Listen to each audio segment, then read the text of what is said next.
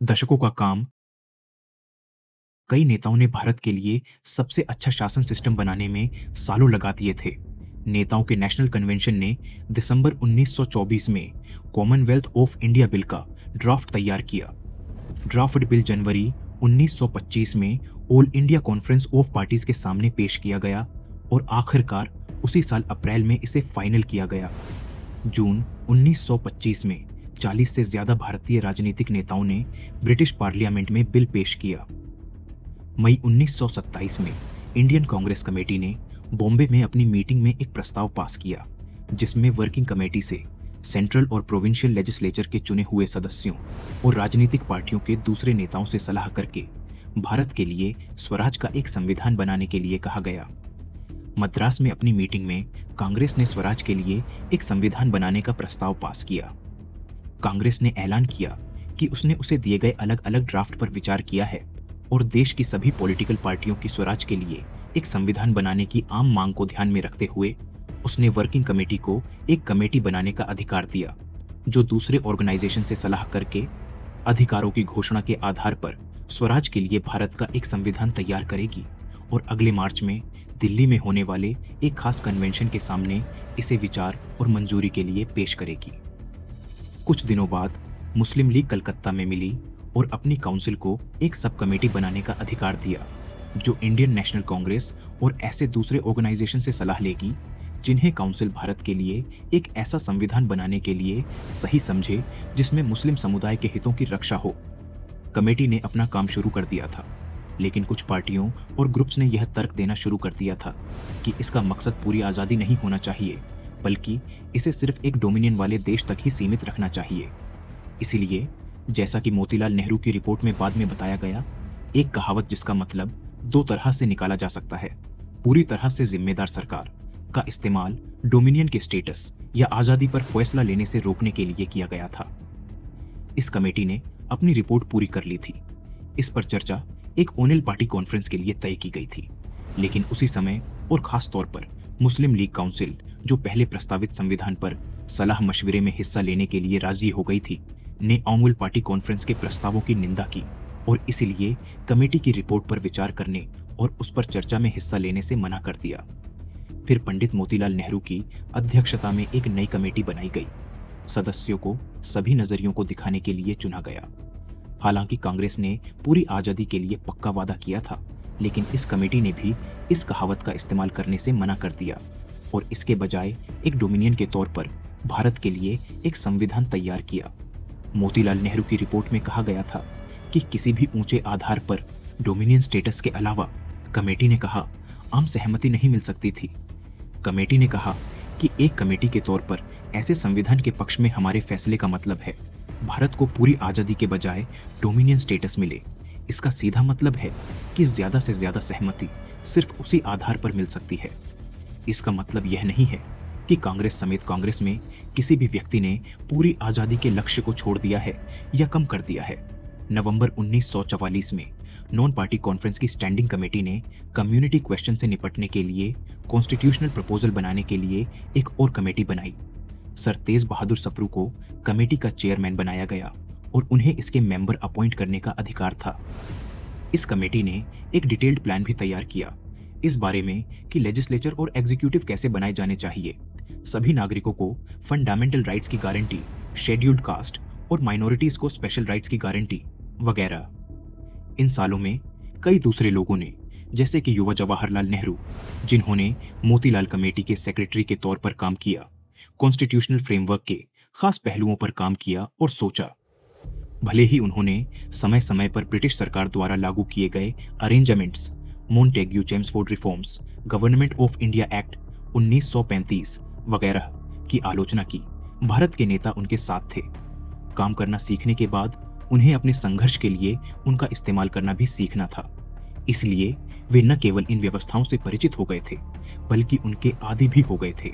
जुलाई 1946 में Congress working committee ने constituent assembly के लिए मटेरियल तैयार करने के लिए एक्सपर्ट्स की एक कांग्रेस कमेटी बनाई।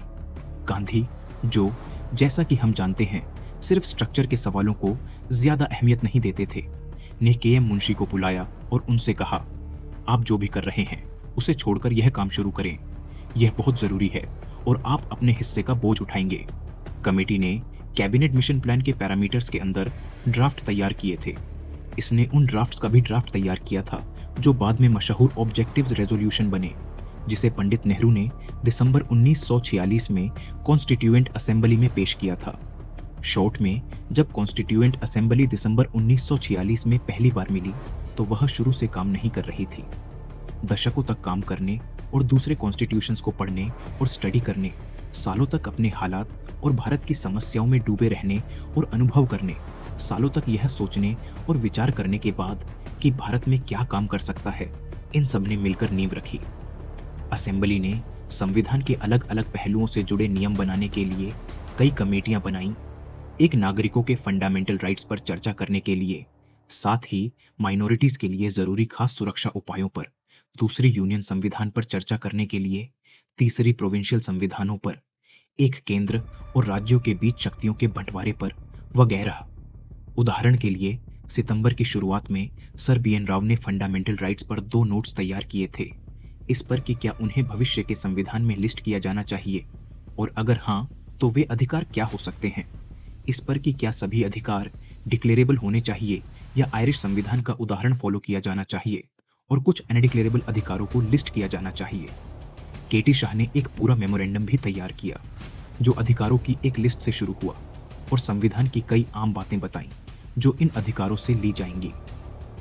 फंडामेंटल राइट्स, माइनॉरिटीज और scheduled castes and scheduled tribes पर एडवाइजरी कमेटी 24 जनवरी 1947 को बनाई गई थी। प्रस्ताव में 50 सदस्यों के नाम थे और प्रेसिडेंट को कमेटी में 22 और सदस्यों को अपॉइंट करने का अधिकार दिया गया था। सरदार पटेल को कमेटी का चेयरमैन बनाया गया। इस कमेटी ने बदले में 5 सब कमेटी बनाई। हर सब कमेटी की मीटिंग में कई दूसरे ड्राफ्ट होते थे। वह इनमें से किसी एक को अपना वर्किंग डॉक्यूमेंट चुनती थी और आर्टिकल बाय आर्टिकल के आधार पर उस पर चर्चा करती थी।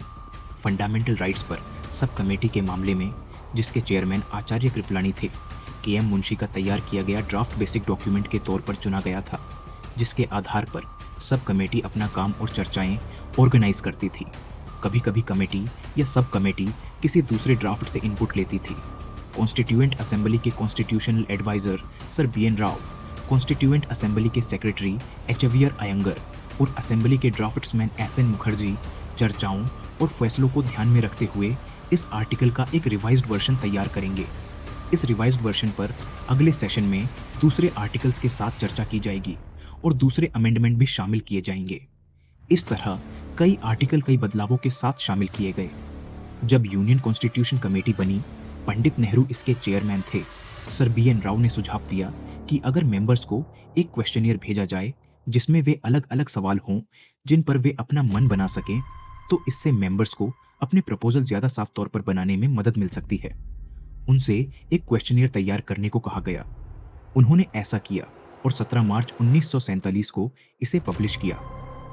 हालांकि यह सवालों का कोई आसान सेट नहीं था। इसमें पॉइंट के साथ साथ कॉन्स्टिट्यूशन में उस पॉइंट पर दूसरी जगहों पर मौजूद प्रोविजन भी लिस्ट किए गए थे। मेंबर्स से मई के आखिर तक अपने सुझाव भेजने को कहा गया था। आइडिया यह था कि एक बार जब उनके सुझाव अलग अलग हेडिंग के तहत हाथ में आ जाएंगे तो कॉन्स्टिट्यूशनल एडवाइजर उन प्रोविजन का एक ड्राफ्ट तैयार करेंगे जिन्हें यूनियन में शामिल किया जाना चाहिए। जैसा कि भारत में हमेशा होता है, मई के आखिर तक सिर्फ एक मेंबर सरदार पनिक्कर ने अपने रिएक्शन और प्रोविजनल जवाब भेजे थे। इसलिए सर बी एन राव ने यूनियन कॉन्स्टिट्यूशन पर एक इंडिपेंडेंट मेमोरेंडम तैयार किया।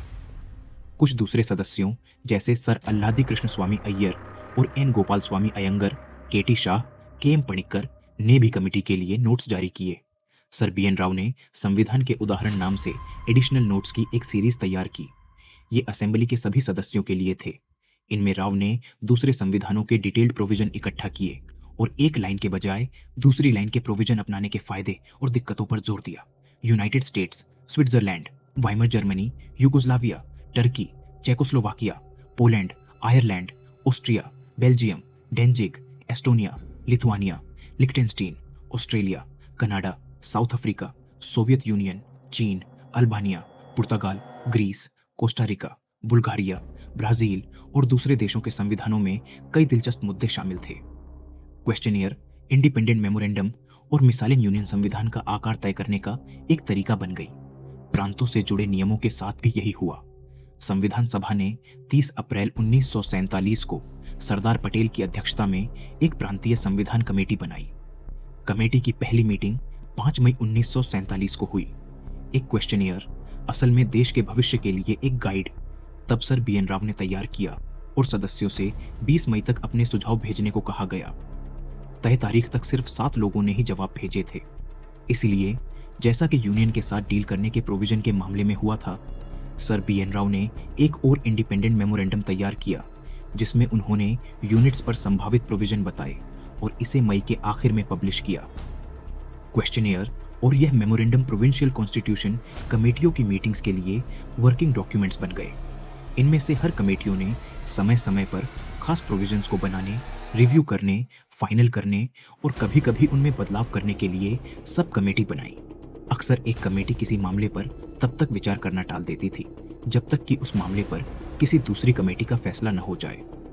कभी-कभी एक कमेटी दूसरी कमेटी के साथ जॉइंट मीटिंग की रिक्वेस्ट करती थी।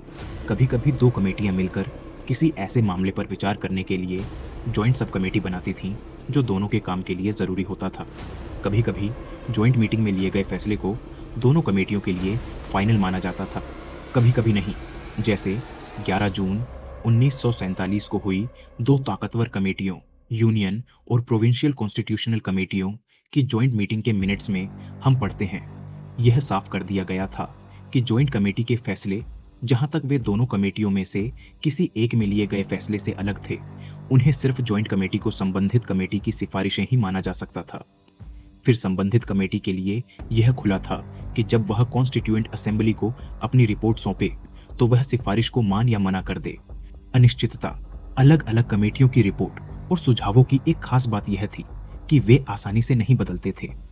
यूनियन कॉन्स्टिट्यूशन कमेटी ने 4 जुलाई 1947 को अपनी रिपोर्ट पूरी कर ली थी, लेकिन 13 जुलाई 1947 को उसने एक सप्लीमेंट्री रिपोर्ट पेश की जिसमें उसने अभी-अभी की गई कुछ सिफारिशों में बदलाव किया। 15 जुलाई 1947 को कॉन्स्टिट्यूएंट असेंबली में सरदार पटेल का भाषण, जब वे प्रोविंशियल कॉन्स्टिट्यूशन कमेटी की रिपोर्ट विचार के लिए पेश कर रहे थे, इस बात का एक बड़ा उदाहरण है। उन्होंने कहा कि रिपोर्ट पहले ही सदस्यों के बीच बांट दी गई थी और 2 हफ्ते से उनके पास थी। उन्होंने आगे कहा, यह सबमिशन करते हुए मैं यह साफ करना चाहता हूं कि यह रिपोर्ट प्रोविंशियल कॉन्स्टिट्यूशन का फाइनल ड्राफ्ट नहीं है। कमेटी को दिए गए इंस्ट्रक्शन के अनुसार इसमें प्रोविंशियल कॉन्स्टिट्यूशन के सिर्फ कुछ प्रिंसिपल तय किए गए हैं। इसीलिए मेमोरेंडम में बताए गए अलग अलग क्लॉज या उनके सटीक लीगल या कॉन्स्टिट्यूशनल फॉर्म के सही शब्द देना जरूरी नहीं है। अगर रिपोर्ट में बताए गए अलग अलग क्लॉज को डिस्कशन के बाद अपनाया जाता है या उनमें बदलाव किया जाता है, तो उन्हें सही फॉर्म देने का काम उन ड्राफ्ट बनाने वालों या लीगल एक्सपर्ट्स पर छोड़ दिया जाएगा जिन्हें कॉन्स्टिट्यूशन का ड्राफ्ट बनाने का काम सौंपा गया है। यह भी ध्यान दिया जाना चाहिए कि यह रिपोर्ट प्रोविंशियल कॉन्स्टिट्यूशन के ड्राफ्ट का लगभग 85% या उन प्रिंसिपल्स का 85% हिस्सा कवर करती है जिन पर यह बेस्ट है, क्योंकि जैसा कि आपको याद होगा, इस हाउस ने एक एडवाइजरी कमेटी बनाई है जो माइनॉरिटीज कमेटी और ट्राइबल, एक्सक्लूडेड और पार्शियली एक्सक्लूडेड एरियाज कमेटी से रिपोर्ट मिलने के बाद ही अपनी रिपोर्ट सबमिट करेगी। ये रिपोर्ट अभी तक नहीं मिली है। जब वे सही समय पर मिल जाएंगे तो एडवाइजरी कमेटी उन पर चर्चा करने के लिए मीटिंग करेगी। उस समय माइनॉरिटीज के अधिकारों और हितों की सुरक्षा के सवाल पर भी विचार किया जाएगा।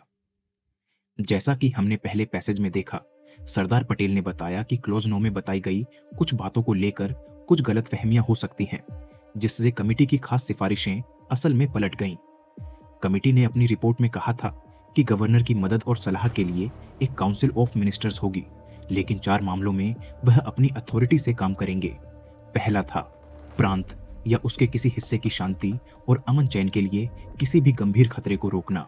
सरदार ने कहा कि इसका रिपोर्ट में जो कहा गया है, मतलब है कि प्रांत की शांति और अमन चैन के लिए गंभीर खतरा होने पर गवर्नर को पावर दी जा सकती है, जो मैं कह सकता हूं कि कमेटी का बिल्कुल इरादा नहीं है। सरदार ने असेंबली को बताया, इस सवाल को हल करते हुए कमेटी जो यह मैसेज देना चाहती थी ने कहा कि गवर्नर के पास सिर्फ प्रेसिडेंट ऑफ यूनियन को प्रांत में पैदा होने वाली किसी गंभीर स्थिति पर रिपोर्ट करने का अधिकार होगा, जिससे प्रांत की शांति को गंभीर खतरा हो। उनका यह इरादा नहीं था कि गवर्नर इस शक्ति या अधिकार का इस्तेमाल करे जिससे मिनिस्ट्री और गवर्नर के बीच कोई झगड़ा हो। गवर्नर, जिसका सर्विसेज पर कोई कंट्रोल नहीं होता, एडमिनिस्ट्रेशन की शक्ति पूरी तरह से मिनिस्ट्री के पास होती है और इसलिए हालांकि इस सवाल पर काफी मतभेद थे और देश के मौजूदा हालात को देखते हुए कुछ लोगों ने सोचा कि देश के मौजूदा खास अनिश्चित हालात में गवर्नर को कुछ सीमित अधिकार देना सही होगा। कमेटी आखिर में इस नतीजे पर पहुंची कि इससे रुकावट आएगी और इसलिए सही तरीका यह होगा कि उनकी शक्तियों को इस हद तक सीमित कर दिया जाए कि उन्हें प्रेसिडेंट ऑफ यूनियन को रिपोर्ट करने की इजाजत दी जाए। प्रेसिडेंट ऑफ यूनियन कौन से कदम उठाएंगे या कौन सी शक्तियों का इस्तेमाल करेंगे, यह यूनियन के संविधान में यूनियन की शक्तियों पर बनी कमेटी का मामला होगा। लेकिन अभी तक जहां तक प्रोविंशियल कॉन्स्टिट्यूशन की बात है, इस बात पर सहमति बनी कि गवर्नर को सिर्फ रिपोर्टिंग की यह लिमिटेड पावर दी जानी चाहिए। चीफ मिनिस्टर को जो रिपोर्ट पेश करनी थी, उसमें कहा गया था कि गवर्नर इलेक्शन के सुपरविजन, डायरेक्शन और कंट्रोल से जुड़े मामलों में अपनी मर्जी से काम करेंगे। यह रिकमेंडेशन एकमत रिकमेंडेशन के अनुसार की गई थी कि हर डिवीजन में इलेक्शन की सुपरविजन स्टेट इलेक्शन कमीशन द्वारा की जानी चाहिए, जिन्हें गवर्नर अपॉइंट करेंगे। चीफ मिनिस्टर ने हाउस को बताया कि असल में फंडामेंटल राइट्स पर कमेटी ने तब से रिकमेंड किया था कि इलेक्शन की सुपरविजन प्रेसिडेंट द्वारा अपॉइंट किए गए नेशनल इलेक्शन कमीशन द्वारा की जानी चाहिए और हाउस ने इस रिकमेंडेशन को पहले ही मान लिया था। इसलिए चीफ मिनिस्टर ने कहा, इस मामले पर गवर्नर द्वारा अपनी मर्जी से काम करने का प्रपोजल हाउस द्वारा पहले ही लिए गए फैसले के अनुसार किया जाना चाहिए। रिपोर्ट में यह भी रिकमेंडेशन दी गई थी कि governor provincial public service commission और प्रोविंशियल ऑडिटर जनरल के पोस्ट पर अपनी पसंद के लोगों को अपॉइंट करे। सरदार ने कहा कि ये काम भी ठीक से मिनिस्ट्री के अधिकार क्षेत्र में आते हैं। गवर्नर के अधिकार में सिर्फ रिपोर्ट करने की पावर बची थी। गंभीर इमरजेंसी में प्रेसिडेंट और हाउस को बुलाने और भंग करने की पावर। मुद्दा यह नहीं है कि जो प्रपोज किया जा रहा था उसकी मेरिट क्या थी, और यह तो बिल्कुल भी नहीं है कि सरदार ने खुद उस कमेटी की रिकमेंडेशन को रिजेक्ट कर दिया था जिसकी रिपोर्ट वह हाउस के सामने पेश कर रहे थे। कमेटी के मेंबर हाउस में मौजूद थे और वहीं दखल दे सकते थे। पॉइंट्स बिल्कुल अलग हैं। शक पर गौर करें। किसी को नहीं लगा, ओह, यह मेरा प्रपोजल है, सभी को इसे मान लेना चाहिए, मैं इससे कैसे पीछे हट सकता हूं। नजरिया यह था, हमें लगता है कि देश के अभी के हालात के लिए यही सबसे अच्छा होगा, लेकिन प्लीज इस पर सख्ती से सोचें। यह भी ध्यान दें कि किसी दूसरी कमेटी में कितना सम्मान था और यह बात कि कोई दूसरी कमेटी किसी समय कोई सिफारिश करेगी और इसलिए इस मामले पर फैसला टालना बेहतर होगा। कहने का मतलब है कि यह भी कहानी का एक पड़ाव है। सरदार ने उस कमेटी की रिपोर्ट पेश की जिसके वे चेयरमैन थे। कॉन्स्टिट्यूशनल काउंसिल ने नियमों पर चर्चा की और एक मॉडल प्रांतीय संविधान के लिए प्रिंसिपल्स का एक सेट अपनाया। इन प्रिंसिपल्स पर एक सरसरी नजर डालने से ही हमें पता चलता है कि मौजूदा संविधान का रूप लेने से पहले इन नियमों में कितने बदलाव करने पड़े। 1. गवर्नर। डॉक्यूमेंट में कहा गया है, हर प्रांत के लिए एक गवर्नर होगा जिसे लोग सीधे एडल्ट वोटिंग के आधार पर चुनेंगे। 2. ऑफिस का समय। गवर्नर 4 साल के लिए ऑफिस में रहेगा, सिवाय मौत, इस्तीफे या हटाए जाने के मामले के। गवर्नर को गलत काम के लिए इम्पीचमेंट के जरिए ऑफिस से हटाया जा सकता है। यह आरोप प्रांतीय लेजिस्लेचर द्वारा लगाया जाएगा और उस हाउस की एक स्पेशल कमेटी द्वारा जांच के बाद फेडरल पार्लियामेंट की सीनेट द्वारा कंफर्म किया जाएगा। हर मामले में फैसले को संबंधित हाउस की कुल मेंबरशिप के कम से कम 2/3 लोगों का सपोर्ट होगा। गवर्नर एक बार फिर से चुने जाने के लिए एलिजिबल होगा, लेकिन सिर्फ एक बार। संविधान सभा द्वारा अपनाए गए सिद्धांतों महालतों में यह भी कहा गया था कि हर आम चुनाव के बाद प्रोविंशियल लेजिस्लेचर प्रोपोर्शनल रिप्रेजेंटेशन के सिस्टम पर एक सिंगल ट्रांसफरेबल गवर्नर द्वारा डिप्टी गवर्नर का चुनाव करेंगे। क्या हमें संविधान सभा द्वारा इस स्टेज पर अपनाए गए संविधान में इन प्रावधानों का कोई निशान मिलता है? याद करें कि सरदार ने प्रस्तावों के बारे में क्या कहा था। हालांकि वे प्रोविंशियल कॉन्स्टिट्यूशनल कमेटी की रिपोर्ट में शामिल थे, वे अच्छी तरह से सोचे समझे थे, फिर भी असेंबली द्वारा अपनाए गए सिद्धांतों में सभी बातें नहीं बताई गई थीं। असेंबली द्वारा अपनाए गए मेमोरेंडम में अभी भी उन क्षेत्रों पर विचार किया गया था जिनमें गवर्नर अपनी समझ से काम करेंगे। इसमें अभी भी एक गाइडेंस के तरीके पर विचार किया गया था जो दूसरी बातों के अलावा गवर्नर को काउंसिल ऑफ मिनिस्टर्स के संविधान में कुछ नियमों का पालन करने का निर्देश देगा। यूनियन कॉन्स्टिट्यूशनल कमेटी की रिपोर्ट ने भी इसी तरह का रास्ता अपनाया। जारी ड्राफ्ट अगस्त सितंबर 1947 तक इतना काम हो चुका था कि यह महसूस हुआ कि कुछ आम ड्राफ्ट बनाने की कोशिश की जानी चाहिए, जिसमें इस बात को ध्यान में रखा जाए कि क्या हुआ था पहले ही तय हो चुका था, और असेंबली की आगे की बातचीत को दिशा और फोकस देने के लिए सर बीएन राव को एक ड्राफ्ट तैयार करने के लिए कहा गया। अक्टूबर 1947 में असेंबली के चीफ ड्राफ्ट्समैन एसएन मुखर्जी की मदद से राव ने वह तैयार किया जिसे उन्होंने भारत के संविधान का पहला ड्राफ्ट कहा। इसमें 243 आर्टिकल और 13 शेड्यूल थे। इनमें से 13 में वे प्रस्ताव शामिल थे जो असेंबली ने उस समय तक उनके द्वारा बनाई गई कमेटियों की सिफारिशों पर लिए थे। जहां विषय पर अभी तक विचार नहीं किया गया था, वहां राव ने संभावित आर्टिकल तैयार किए। जैसा कि राव के साथ हमेशा होता था, उनका ड्राफ्ट एक गाइड भी था। हर आर्टिकल के मार्जिनल नोट्स में उन्होंने आयरलैंड, कनाडा और ऑस्ट्रेलिया के संविधानों के संबंधित प्रावधानों का जिक्र किया, और जिस डॉक्यूमेंट से इसके सदस्य सबसे ज्यादा परिचित थे वह गवर्नमेंट ऑफ इंडिया एक्ट 1935 था। यह ड्राफ्ट ही संविधान का फ्रेमवर्क बना, जैसा कि हम आज जानते हैं। 29 अगस्त 1947 को संविधान असेंबली ने एक ड्राफ्ट कमेटी तैयार करने का प्रस्ताव पास किया ताकि की जांच की जा सके संविधान सलाहकार द्वारा तैयार किए गए संविधान के ड्राफ्ट टेक्स्ट पर विचार करना और उससे जुड़े सभी मामलों पर विचार करना, या ऐसे संविधान में जो प्रावधान हो सकते हैं जिसमें कमेटी द्वारा संशोधित सभी मामले शामिल हैं, और संविधान के ड्राफ्ट टेक्स्ट को असेंबली के विचार के लिए जमा करना। कमेटी के पास सर बीएन राव का ड्राफ्ट था और साथ ही सर अल्लादी कृष्ण स्वामी अय्यर, डीपी खेतान और केएम मुंशी जैसे प्रमुख सदस्यों की उस पर टिप्पणियां भी थीं। इसमें ड्राफ्ट प्रावधानों पर इंग्लैंड, आयरलैंड, कनाडा और संयुक्त राज्य अमेरिका के अधिकारियों के साथ बातचीत पर बीएन राव द्वारा तैयार की गई रिपोर्ट भी थी। नेताओं के अतीत को पूरी तरह पीछे छोड़ने के फैसले के अनुसार ड्राफ्टिंग कमेटी के लिए चुने गए 7 सदस्यों में से सिर्फ एक कांग्रेसी था। अंबेडकर, जिन्होंने हमेशा कांग्रेस का विरोध किया था और अब नियंत्रण में मौजूद नेताओं की निंदा की थी, को कमेटी का चेयरमैन नियुक्त किया गया। ड्राफ्टिंग कमेटी ने संविधान सलाहकार की सहायता से अक्टूबर 1947 से फरवरी 1948 तक संविधान के ड्राफ्ट की एक एक करके जांच की। कमेटी के मिनट्स, जो भी शिवराव की किताबों के 200 से ज्यादा प्रिंटेड पेज तक फैले हैं, उसी तरह की मिलीजुली बातचीत के गवाह हैं जो हमने कॉन्स्टिट्यूएंट कमेटियों के काम में देखी है।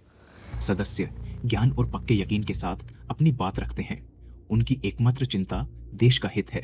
आर्टिकल्स को सिर्फ दोबारा खोलने और दोबारा ड्राफ्ट करने के लिए फाइनल किया जाता है।